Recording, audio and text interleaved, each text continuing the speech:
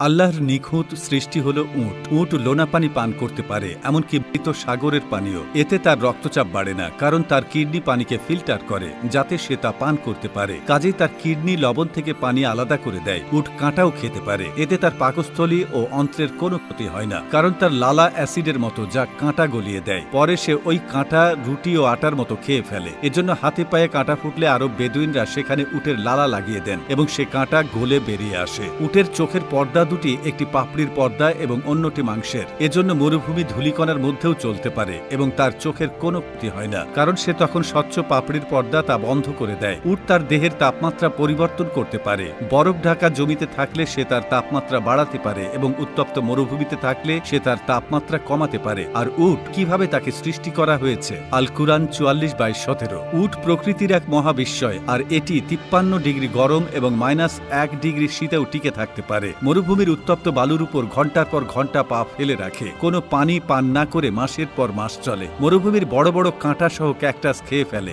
150 KG ওজন পিঠে নিয়ে 100 মাইল হেঁটে পার হয়। উটের মতো এত অসাধারণ ডিজাইনের প্রাণী বিজ্ঞানীদের কাছে এক মহাবিস্ময়। মানুষ সহ বেশিরভাগই স্তন্যপায়ী প্রাণীর দেহে তাপমাত্রা সাধারণত 37 ডিগ্রি সেলসিয়াসের আশেপাশেই হয়ে থাকে। যদি দেহের অভ্যন্তরে তাপমাত্রা বেড়ে 38.5 ডিগ্রি বেশি থাকে, তখন অভ্যন্তরীণ অঙ্গের ক্ষতি হতে থাকে। 40 ডিগ্রির বেশি হয়ে গেলে লিভার, কিডনি, মস্তিষ্ক, খাদ্যতন্ত্রের ব্যাপক ক্ষতি হয়। 41 ডিগ্রি তাপমাত্রায় শরীরের কোষ মরে যেতে শুরু করে। এ কারণেই যখন স্তন্যপায়ী প্রাণীদের অভ্যন্তরীণ তাপমাত্রা স্বাভাবিকের থেকে বেড়ে যায়, তখন শরীর ঘেমে বাড়তি তাপ বের করে দিয়ে তা ঠান্ডা করে দেয়। কিন্তু উটের জন্য এভাবে পানি অপচয় করা বিলাসিতা, কারণ মরুভূমিতে সবচেয়ে দুর্লভ সম্পদ হচ্ছে পানি। এ কারণে উটের শরীরে এক বিশেষ ব্যবস্থা রয়েছে। ভোরবেলা এর শরীরের তাপমাত্রা 34 ডিগ্রি থাকে। তারপর আবহাওয়া যখন প্রচন্ড গরম হয়ে যায়, তখন অভ্যন্তরীণ তাপমাত্রা বেড়ে 41 ডিগ্রি পর্যন্ত উঠে যায়। এরপর থেকে এটি ঘামা শুরু করে। এর আগে পর্যন্ত এটি পানি ধরে রাখে। এভাবে প্রতিদিন উট স্বাভাবিক তাপমাত্রা থেকে প্রচন্ড জ্বরের তাপমাত্রা পর্যন্ত সহ্য করতে পারে। এর শরীরের ভেতরে ব্যবস্থা রাখা আছে যেন তা দিনের পর দিন ভীষণ জ্বর সহ্য করার পরও অভ্যন্তরীণ অঙ্গগুলোর বড় ধরনের ক্ষতি না হয়। উটের রক্ত বিশেষভাবে তৈরি। প্রচুর পরিমাণে পানি ধরে রাখার জন্য